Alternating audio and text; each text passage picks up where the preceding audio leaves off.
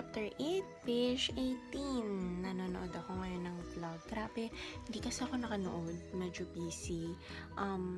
Bale, 24 hours ago na mga vlogs pa yung mga hinahabol ko. Pero, okay naman, masaya. Kasi mas gusto ko to kaysa sa wala akong vlog na pinapanood. Ang gulo. Lalabhan yan lahat. Papa-cleaning. So, ngayon, I'm watching Miss Brenda Eve. Ayan, ang kanyang channel. So, bale, wala pang pasok sila papa. Kailangan nilang magpa-cleaning ng mga kumot. And kailangan nilang gamitin yung kotse ko. Ewan ko kung bakit. So, ihatid ako ni papa. Book 16, chapter 8, page 19.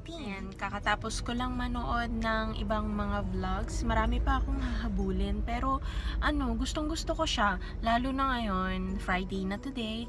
And mag-weekend na. So, wala naman akong lakad bukas. Kaya ang dami kong vlogs na mapapanood. Yay! Saya, diba? Bale, ayun, nangingintab ang lips ko. Kakalagay ko lang kasi ng lip tint. Ang dami kong lipstick sa bahay. Gusto ko sana silang gamitin. Kaya lang, mula nung natuto na ako mag lip tint, parang lagi na lang akong lip tint ng lip tint. Kasi, ito kasing gamit ko ngayon. Hindi ako sure kung laging ganito yung mga lip tint. Pero, yung ginagamit ko kasi, kahit halimbawa uminom ako, tapos, doon ako uminom sa, ano ba yun? Yung sa tubigan ko. Tapos, hindi dumidikit yung doon, yung kulay. So, pag lipsticks kasi, dumidikit. So, parang gusto ko siyang laging punasan. Feeling ko madumi kapag halimbawa nag-dry siya doon. Kaya lagi ko siyang pinupunasan. Tapos parang, tanggal. Parang tinatamad na ako. So, ayun, mas okay naman kung ganito, mas kapit yung lip tint. Kaya, ayun. Meron bang lipstick na hindi dumidikit? Nakakainis lang pala minsan kapag nanonood ako ng mga vlogs, ng mga videos, minsan yung iba hindi nagpa-play. Ayaw ma-play, nakasulat lang unavailable to play. Bakit kaya ganun? Nararanasan nyo din ba yun? Kanina yun nung tinignan ko yung kay Miss, kay Ate Leia, yung kay Miss Liana Drell. Yun, yung latest niyang video ngayon, hindi ma-play, ayaw ma-play. And kagabi din yung kay Miss Inday Gudiday, ayan, ayaw din ma-play. So, ayun. Pero napanood ko yung niya kanina, yung kwento niya about sa pagkuha ng license sa Australia. Australia ata yun, diba?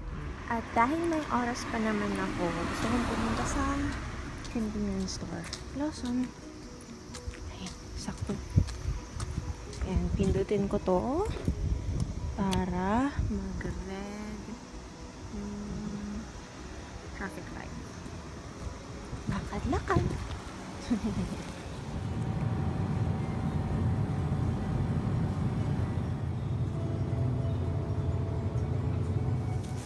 Okay, so yung pinili ko ngayon, ito, parang energy drink din ata to.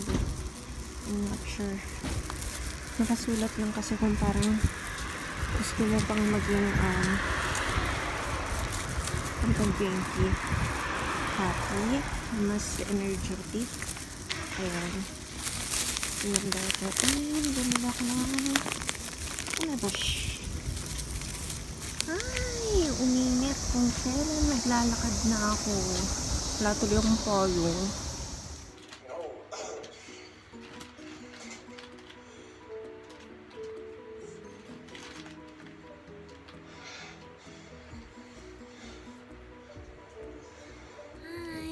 Katapos ko lang film ng review ko ng Sweet Magazine. Magazine siya dito sa Japan. So, time check, it's 1 AM. So, book 16, chapter 8, page 20.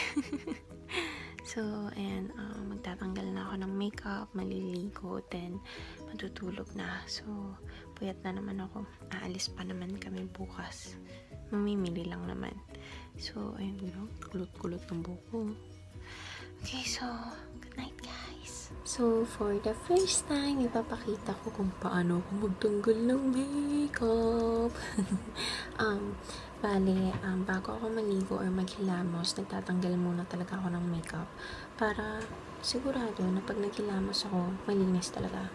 Lalo na, itong bandang, ito, mascara, masyado itong, mahirap pakisamahan. So, bale, ang ginagawa ko po, yung ginagamit ko, AC Cleansing Oil, bale, ito yung pangtanggal ko ng mascara ko.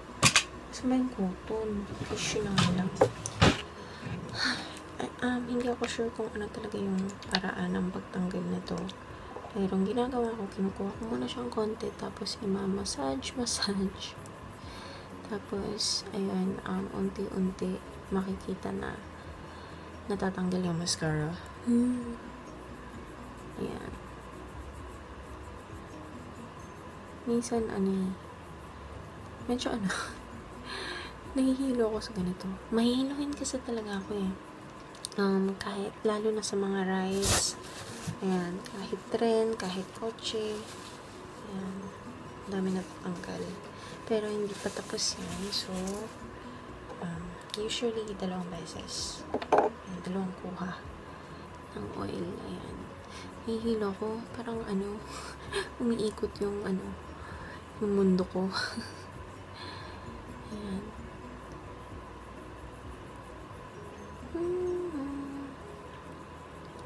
Importante kasi talaga na matanggal yung makeup bago ka matulog. Dapat malinis yung face natin. Kasi kung hindi rin lang naman, kung hindi mo tatanggalin ng maayos yung makeup mo, kung hindi mo linisan talaga, baliwala yung mga lahat ng mga skincare na mga ginagawa ninyo. 3 this time. Okay na ata. Ayan.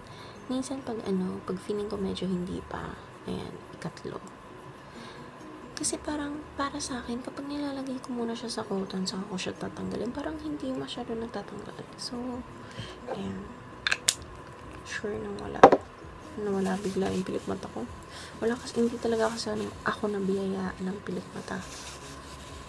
Kahit kilay. Ay, makikita yung kilay ko. Oh my God. Tapos, balik. Gagamitin ko pangtanggal na makeup is this. Yung binili ko sa Donkey. Be Festa. Hello Kitty. So, ayan. Bale, ito. Gagamitan ko na ito ng cotton. Ay, hindi ko cotton. Asa mo? Ako naghahanap ng cotton. Ito na nga lang. Yung sa Pinas to. Ayan. Ayan. Itong cotton na to. Tapos lalagyan ko na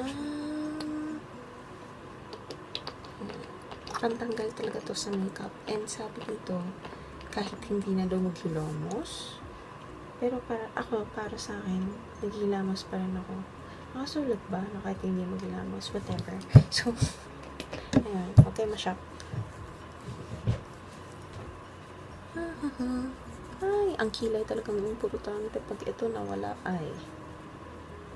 Oh my God. Hindi kasi talaga ako nabiyayaan. Make sure din na kapag magtatanggal din kayo, ganyan, hindi nyo, or kaya pag naghihilamos kayo, huwag yung sobrang ganun. Diba? Dapat lang, sobrang light lang. Diba makapag-advise, parang kakala mo kakinisan no?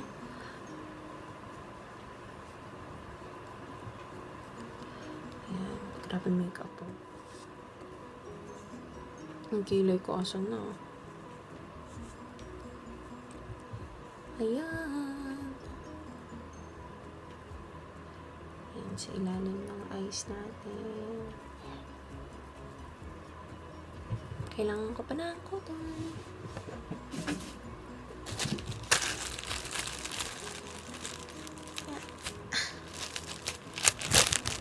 Ayan. Gusto ko sure munang wala ng makeup masyado bago ako maghilamos. Para sobrang siguradong wala. Pero huwag masyado makinig sa akin kasi, diba, hindi naman ako kakinisan. Hindi nga pantay yung kulay ng mukha ko eh. Ewan ko banda dito, nakikita nyo, parang dito parte, yung puti, tapos dito. Hindi, siguro dahil kapag ka nag-a-apply ako ng face powder, kasi meron ding SPF something yun, diba? Pag nag-a-apply ako ng face powder, hindi ko maiwasan na dito lang. So, ayun. Launch ako. Lipstick din.